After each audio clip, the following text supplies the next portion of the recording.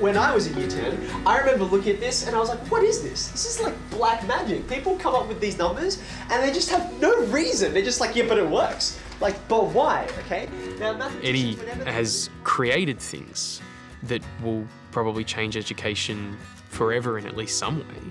They're always going to charge you interest. You're going to say, oh, that's cool, I'll just pay a day earlier. And they'll say, ha ha ha, joke's on you, we'll just charge you interest earlier. It's difficult to understand, really, how someone in Sydney can influence thousands of people across the whole country. Remember, the length is X, right? Oh, that's right. You see it? Right? And then you're like... We loved him to become either a doctor or a lawyer. Certainly Eddie could have been any one of those things and earned heaps of money, but he's chosen to be a teacher. I've given you hundreds of HSC questions. What's something you would feel confident explaining in front of other people? He sucked me in. I don't want to say it, but he sucked me into maths.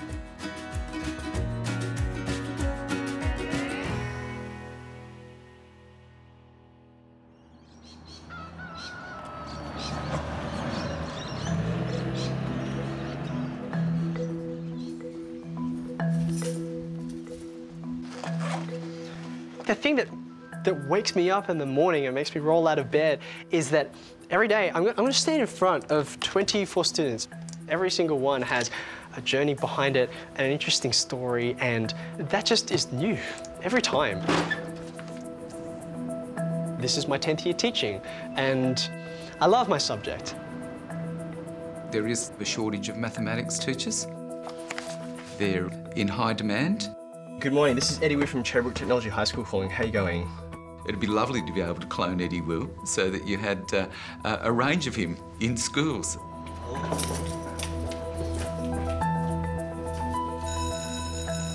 Come in, grab a seat, and if you have your devices there, get your devices out. I've met many students who've come to me and, polite as they are, will walk into my classroom first day of the year and they'll say, look, sir, no offense, I just want you to know I don't do maths. There's a lot more to maths than just numbers, right? So I view it, that kind of student, as my personal mission to turn around. In case you didn't already know, I record my lessons. I record all of them. In fact, I'm about to record this one. I've always hated maths. I don't think I had the brain for it at all. Oh, you even put in the tax bracket? Yeah, no, it's this one. I would sit doing homework and I would mostly end up in tears because I just didn't understand it and it never made sense to me. And I think not making sense it made me so angry. I'd like to say mathematics never came instinctively for me, which is why now I sort of know that just because mathematics doesn't come naturally, that doesn't mean you can't work with it and come to an understanding of it. Often we give up. Well, this is the taxable income. Wait, yeah, taxable income. Mm-hmm. I said, I'm going to drop it. This is the worst thing. I have much other things I would want to do in my time. So I think the hard part of this question is, there's so much information. I implored her to continue, and one of the ways that I did that was just to help explain to her, well, okay, let's go back to the point where you did understand. And even some of the most oppositional students, once they get a taste of what it's like to be able to solve a question, they fall in love too. Is there anyone who still doesn't have their name down? I call Eddie Ez. I've always called him that since childhood. If you had to pick one, Initially, I didn't know that Ez had so much interest in maths that he would want to teach it. My brother has made a very surprising kind of trajectory of his own that none of us really expected. My parents, Tony and Angela, they were both born in Malaysia and they moved to Australia largely because the education system in Malaysia and many of the opportunities for people growing up in Malaysia are extremely limited. I came here when I was just about 19 and don't know anybody. It was quite tough, the first year especially, very tough year because of the accent problem. We couldn't understand, most of us, and the Faddingham, the Aussie accent. My mum did work when she was back in Malaysia as a newsreader. She could speak English fluently, also Cantonese, Mandarin, Bahasa Melayu, 16, 17 different languages or dialects. My parents sacrificed a lot to come to Australia because my mum was leaving a career and my dad was leaving his family. My brother, sister and I were born and we were raised here in Australia. They were very, very insistent that we made English our first language. I can speak Cantonese and Mandarin in a very cursory way, so I can count, I can describe foods, I can say my name, but that marks basically the extent of it. I certainly couldn't have a conversation in Chinese, which makes me a little bit sad because I know that's part of my history. Them wanting us to speak English came back to them not wanting us to be singled out as immigrants, for us to be deeply a part of this culture, to belong here. Hang on, boys. When I go on playground duty, I go out and I see these hundreds of children running around, and I watch for the students who don't have a group of friends, or even the ones who do, but I can tell they're at the fringes. I think that growing up, racism was something which I definitely felt around me. In the late 70s and 80s, there weren't a lot of Asian families in our area, so to us, you know, we felt Australian, but we just looked Chinese. They're ignorant, they don't try and learn our customs or our language or anything else, and I think there's just too many of them.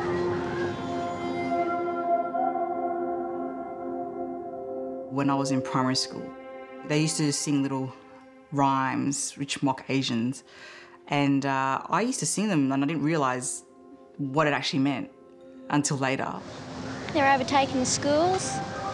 All the men, they carry pen knives and everything, and they go and bash up girls and rape girls and everything. I remember someone yelling at me down the street, "Ching Chong Chinaman," once upon a time, and I'd been called gook.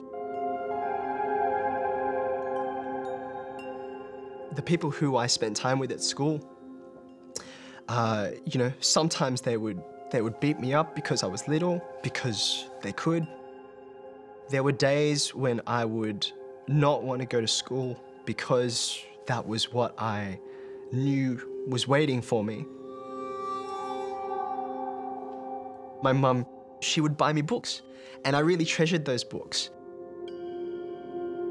People in my class who didn't like me knew how much I loved those books.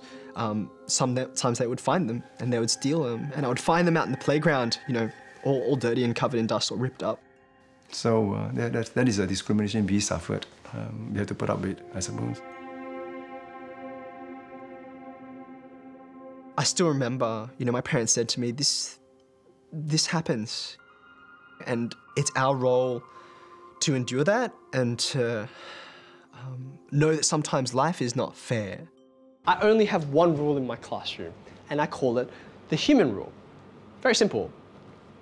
I will treat you like humans, and I expect you to treat me like a human too. One of the most important qualities of a teacher is to be compassionate. So you got an answer, but it was off, wasn't it? Okay, let's try and work out what happened. It's the difficult kids, the kids who don't seek out your help, the kids who are reserved. Yeah, you're gonna have to multiply both of them by 750. I know that those are the kids who need the help most because I was one of those.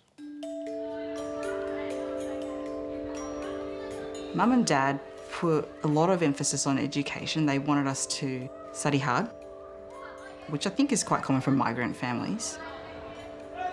Out of the three of us, Ez went straight into James Roos High School, which is selective. James Roos is the cream of the crop for all students. My parents thought that they had struck gold. They had seen that other children who'd gone to selective high schools had come out and become the leaders of the world, the lawyers, the solicitors, the engineers, the politicians, maybe. These are the occupations that give you good incomes, so to speak, and also sort of more status. My brother then said, I am going to choose education. I want to be a teacher. And the air was heavy then. You really could cut the air with a knife. You really could hear a pin drop. We sort of say, we really look at each other and say, what? What is it doing? What is it, you know? They said, you know, why do you think we've come to this country for? What do you think was the purpose of us leaving behind all our families and our pre-established life? Did you think we came here for the weather or for the politics or for, what was it? Even though I could not understand that was so important to him, I just let it be, let him do what he wants.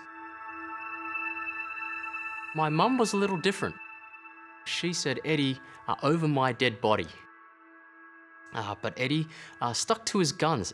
I really wanted to do something which I saw my skills really lined up well with, and the more I thought about it, the more I realized this is the direction I want to go in. Not keen on maths? What's your favourite subject? Sport. That shape there, we call it a parabola, right? It's the shape that every single object makes when you throw it through the air. Like that's the path of like a ball. It's just one or two teachers that changed the mind of a child. Those sections are all related together mathematically. Mr. Best and Mr. Brown, they were the teachers that inspired him to become a teacher. Some mulberry trees growing in the chookyards. One of the deepest memories I have is of my agriculture teacher in Year 7, Mr. Brown. And the poultry Hilton.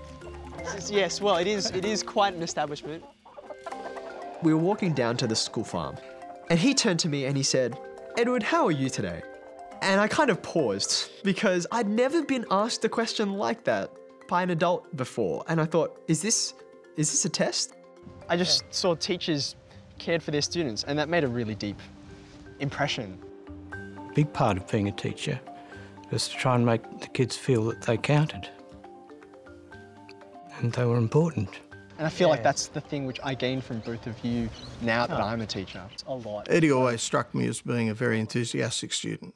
But the last 2 years of high school, he went through that, all of the trauma of having his mother very ill in his senior years. I was in Year 10 when my mother was diagnosed with lung cancer. She was not a smoker. She was healthy in every way, was very fit, and so it came as a complete shock to all of us. She's not the type of woman who give up easily. She struggle and struggle. I have the distinct memory of lots of nights spent sitting beside the bed, 11 p.m., 1 a.m., 3 a.m., because she would need someone to be able, at a moment's notice, because when you can't breathe, you can't breathe, to be able to quickly act and help her and bring her whatever she needs. It had to be me, because there was no one else in the family who could do it.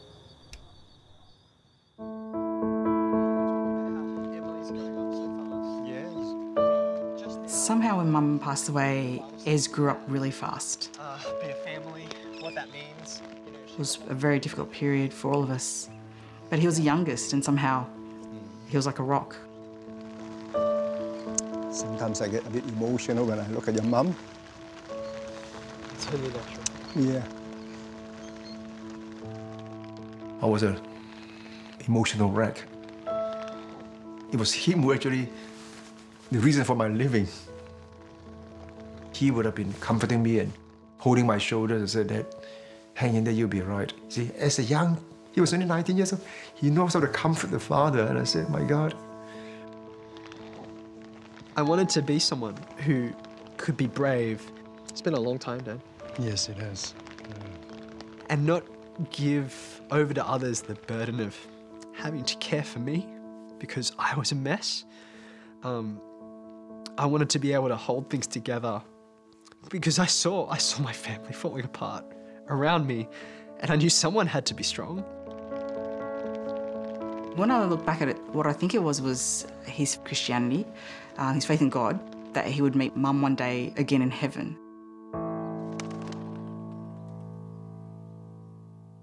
It makes Eddie the person he is today, having gone through the death of his mum. I think it's made him more empathetic to people who have an illness.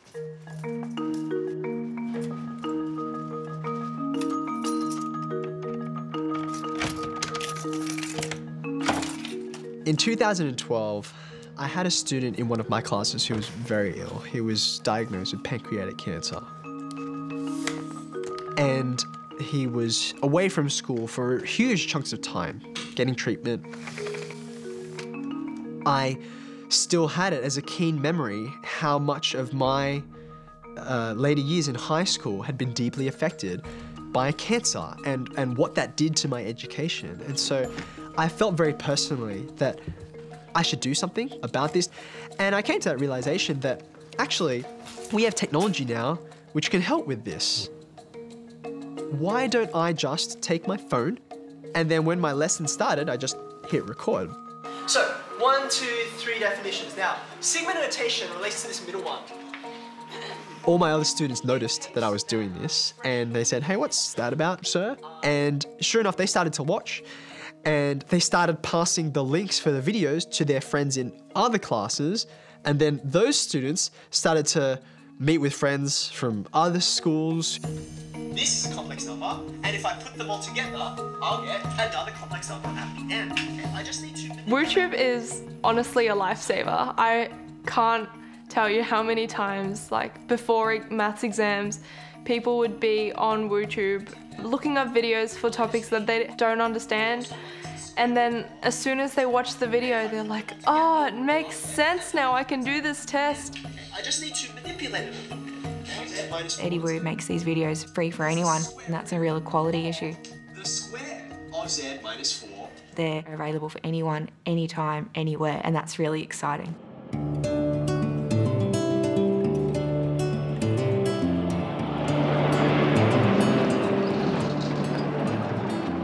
Cobar's a very small outback town. Our population's around 5,000 people. We're a mining town, and we've got 3 schools, 2 primary and 1 secondary. It's a reducible interest rate, which is compound interest. Okay. I love maths because it solves problems. You're going to have to go backwards before you split it up again. Yeah.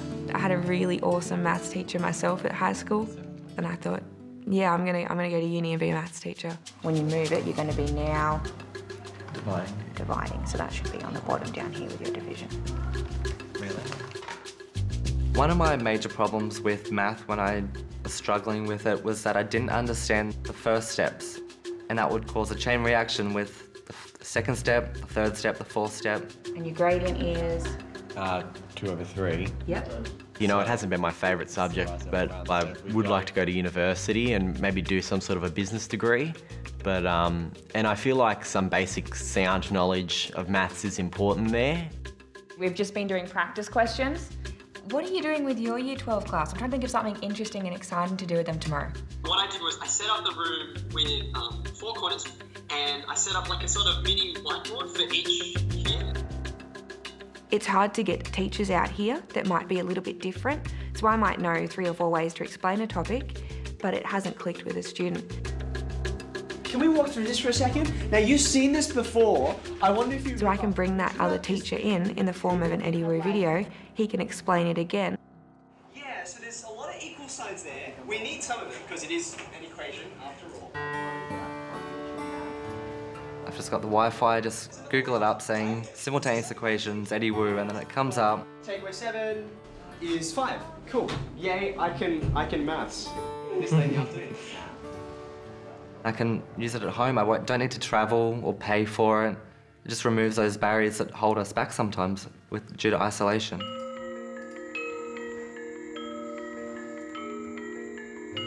I don't know where he finds the time. Why don't we give these a shot? You talk to him and he's going, oh, head of maths, I've got to do this thing, I'm going to interview panel for another school, I got to upload this video, edit this, and I'm going to start making practice papers for you guys, and then, oh, my kid's sick, and I got to take him to the doctors, and I'm going, There's 24 hours in the day for you, right? It's not more. Whoops. Don't take the whole pile. All right, who's going to go first? He really works hard at making family time, and work life. What colour's that? Blue. Nathan, your turn next. When he gets home, he really prioritises time with our children. Jamie! You always win. I often am ribbed, sometimes out of good humour, sometimes not, about how teachers have lots of time off from school, and isn't that lovely to have so many holidays? If it's school holidays, you'll often find me at the hospital. I've heard of Ez and Mish having to go to the hospital in the middle of the night because one of the children have had like an allergic reaction or an asthma attack that was so severe. We'd like Nathan to eat lots of oats over the next 6 or 8 weeks. Then at some point after that, we'll do another upper endoscopy. There really could not be a better example of a family that has the full hand of allergic diseases. How's that going? He does still say, my tummy hurts. Studies show that if you are the Australian-born child of 2 parents born in Asia, as both Eddie and Michelle are, your chances of having eczema compared with children with 2 Australian-born parents are about double. And we'll get a scope organised and... Yeah. I remember my mum would send me to school covered in Band-Aids, maybe 7 or 8 Band-Aids across my hands because I would just scratch at them and they would just bleed. And my face would be all swollen and puffy because I was constantly scratching. There's such a strong genetic component. The Wu children really are sitting ducks for allergic disease. Emily is allergic to a long list of foods that includes milk, nuts and fish. Jamie, he has immediate type food allergies and eczema. Of Eddie and Michelle's 3 children, I would say Nathan is the most severely affected by allergic disease. At 4 months old, I knew something was not right. He had really bad eczema all over his skin. We had to get the nurses out every day to help us wrap his body like a mummy. When Nathan was between 9 and 12 months, he started losing weight. At 18 months old, he started vomiting randomly. Nathan was diagnosed with a very rare condition called eosinophilic esophagitis. Can you swallow? This is something which even many doctors haven't heard of. Very funny. Yeah, it's been a while since you had this one. The difficulties are every day for him. Eating itself has become a really difficult experience because when he was younger, eating was associated with an incredible amount of discomfort and pain. Just to squeeze food and drink down his esophagus. He was classified as failure to thrive, which means he wasn't growing because he wasn't getting enough nutrients. He's 6 and he weighs less than a typical 3-year-old. And if you put him in a room with 200 other children his age, he would be shorter than 199 of them. He's got Rex the dinosaur. That's Woody! Ham the piggy bank. I'm getting to Woody. It's a concern for me when I think about Nathan growing up, knowing that he's always going to be little. I'm a little nervous for him knowing that he'll always stand out a little bit because of his size. You probably like your toys too. Since becoming a parent, what they do when you leave the room. That's really coloured everything about the way that I approach my work as a teacher. Oh no, I can't bear to He wants the best for our kids, and in the same way, he understands that the parents of his students want the best for their children.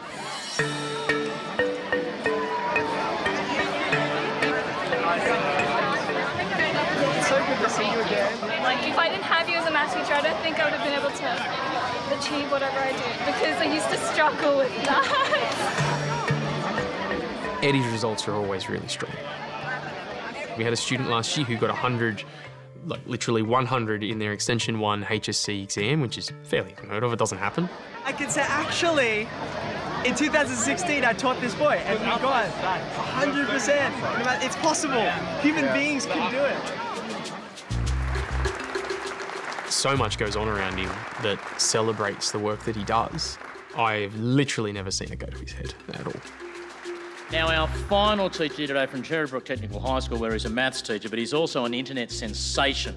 This guy is the Kim Kardashian of Australian mathematics teaching, as far as I'm concerned. This is Eddie Wu. There is no doubt that teachers generally change lives, and somebody as motivated and as wonderful as Eddie undoubtedly will. I view all of these awards as part of raising the profile of education and helping people recognise that teaching matters and it deserves the best people who we can press into its service. I can see the pride in him when he tells me that another student has gone into teaching. Teachers are talked about as knowledge workers. To be honest, I never really considered teaching maths until I had Mr. Wu as a teacher. When we developed a curriculum. I finished my HSC last year with an ATAR of 99.2. My mum expected me to do law, but my passions were in education. So there are definitely a lot of parallels between Mr. Wu's story and my story. Mum always used to teach me how to cut things properly, and I could never do it. When my mum was sick, we went through this stage where we wanted to get all her recipes down on paper. Sauce is one of the best bits. You have to have sauce. Yeah, exactly. This is the recipe book, family recipe book, and that's how we kept our culture alive, and that's how we kept Mum alive, basically through cooking. At least you can cook most of it. I can cook like maybe properly 3 actual dishes, including this one. From what she could make. Did you just? Eddie's mum not being around to see the kind of teacher that he is really sad. She would have been so proud of him. I'd like to think that she'd be proud of me. I really feel as though part of what it means to be a son in an Asian family is that honouring our parents really matters. I'm very proud, but I was afraid that I might be boastful. That was the only thing that I have to be conscious of. Sometimes people say, "Oh, your son is so famous." That is Tony's son. So I become well known because of my own son. The success that I've been able to experience, it's his success. It's the ratification of why he sacrificed what he had with all of his family and his security in Malaysia, why he gave all that up to come here. It was worth it.